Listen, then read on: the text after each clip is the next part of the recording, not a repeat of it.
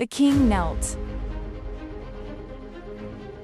The great hall of Amara fell silent. Torches flickered against golden walls. Warriors who had faced death without fear suddenly forgot how to breathe. Elders clutched their staffs in disbelief. The crown of the king, heavy with gold and power, rested on the cold floor before him. Before the throne stood a young woman, barefoot, dressed simply, her hands folded in front of her. She did not speak. She did not bow. She only watched as the most feared man in the land lowered himself before her. No one understood how the ruler who broke men with a glance had been broken by kindness. This is how it happened. Amara was a rich kingdom, but its wealth did not belong to its people. It belonged to the throne.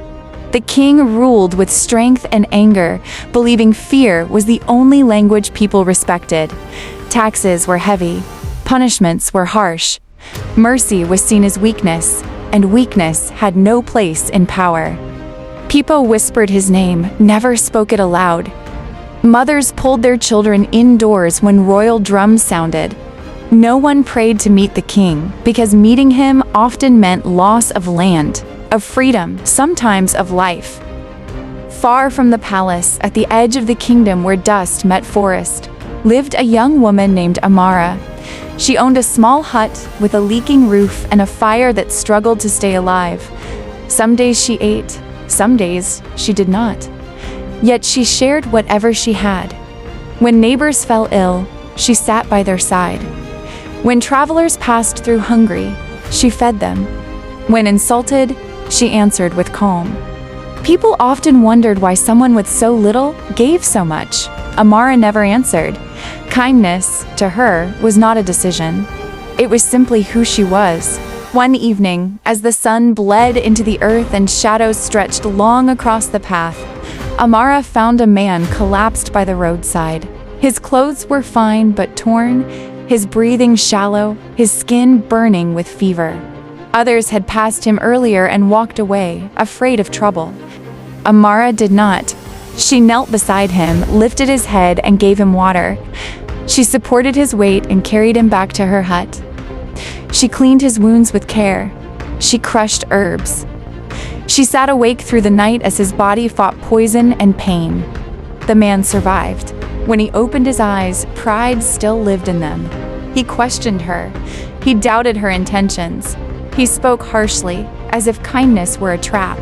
Yet Amara never changed. When he demanded to know why she helped him, she simply said she could not walk past suffering and remain whole. When he offered payment in gold, she shook her head.